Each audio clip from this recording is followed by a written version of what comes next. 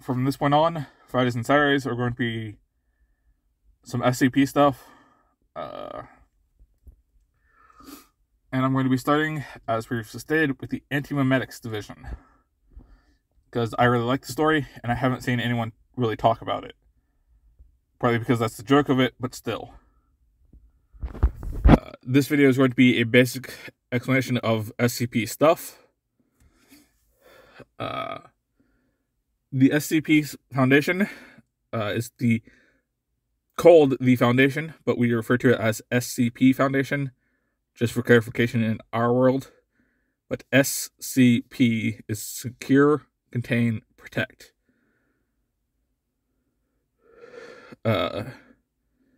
There are some general hierarchies. The main ones you need to know are the O5 Council.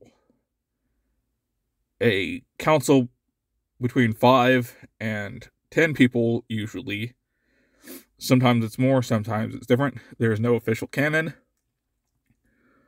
They are the general head of the SCP. There, immediately below them, is the site commands. The head of a site, in charge of the entire facility, and the site management is directly below them. This is usually made up of head researchers. The head researchers will control usually 20 to 30 SCPs and are focused in on one particular one that they prefer, but they are the top of the research chain. Below them are more ordinary researchers. They'll be running the actual tests, but they mostly get direction from head researchers and give it to junior researchers. They're kind of middle management, and they're the ones recording the test as opposed to usually doing them.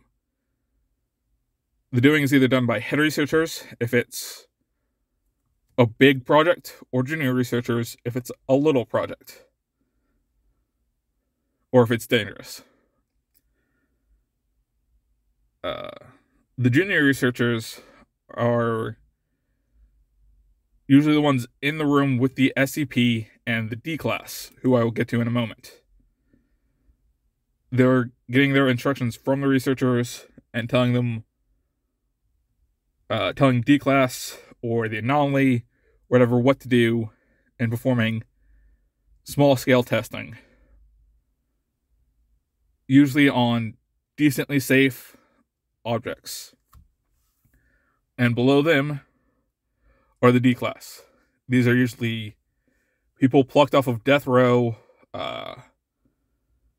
people who intentionally mishandled SCPs, because there are a couple that will be really bad if you mess around with. So you can be demoted to D class. That's the rough hierarchy, of the SCP Foundation. O5, Site Command, Head Researcher, Junior Researcher, D class. Then we have how the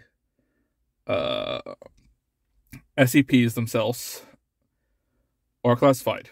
There is object, humanoid, alien, and then there's a different one that I'm forgetting. This is just describing what the SCP is. Is it a person? Is it a weird desk? Is it a building? Is it something that hurts to look at because it's too alien for the human mind to contain? And there's the SCP classifications. This used to be the same thing as the object class, but was changed to avoid confusion. And it starts off at the bottom with neutralized. This is something that was anomalous, but now no longer is. It was usually killed or destroyed in some manner. There is safe class. This does not mean it does not pose a threat, but it is safely contained.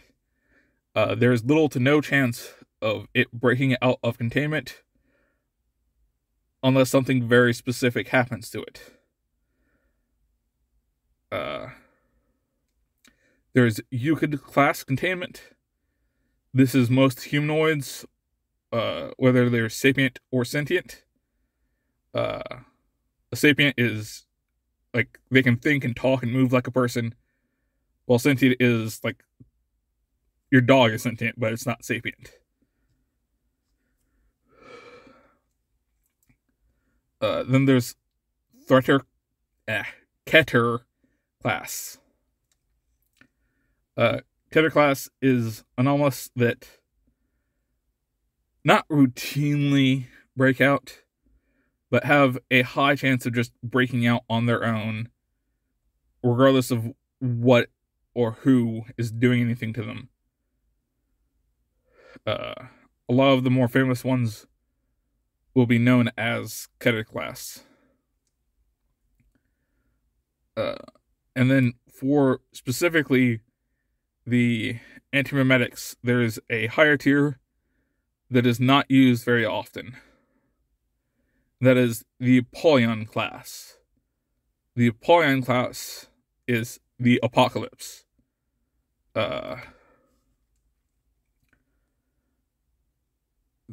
Effectively, giving this means it is guaranteed to cause the apocalypse, and it is effectively too late to stop it.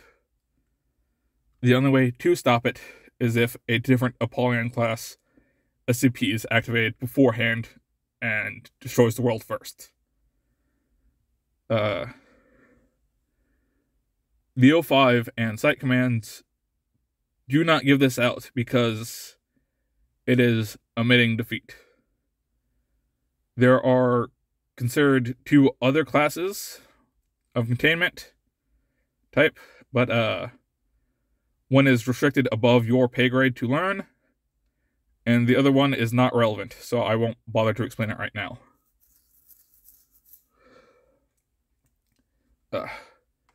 The other things you need to know are the 2 main characters I will be describing now. Marion Wheeler and Adam Wheeler, her husband. Marion Wheeler is a 50-year-old little old lady, in effect, and is part of the Site Command for Site 41, the Anti-Mimetic Division. She's a head researcher / Site Command. Those 2 jobs cross over a lot. And she is in charge of the whole of the Anti-Mimetic Division. The other person of significance is Adam Wheeler, her husband, a professional violinist.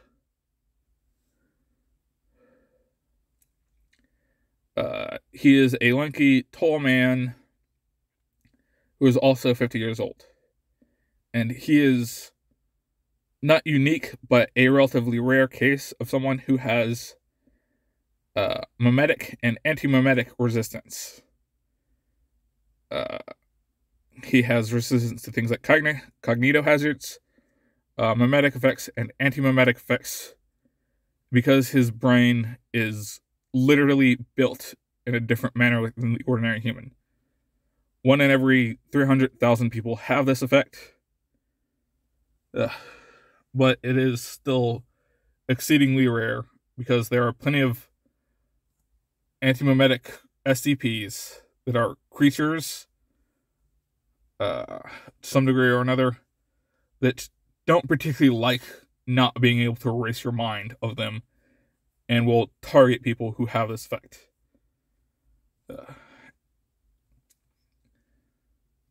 But that's the basics you need to know for going into the anti-mimetic story that I will be going through the next few weekends. Thank you for listening, if anyone has even been listening.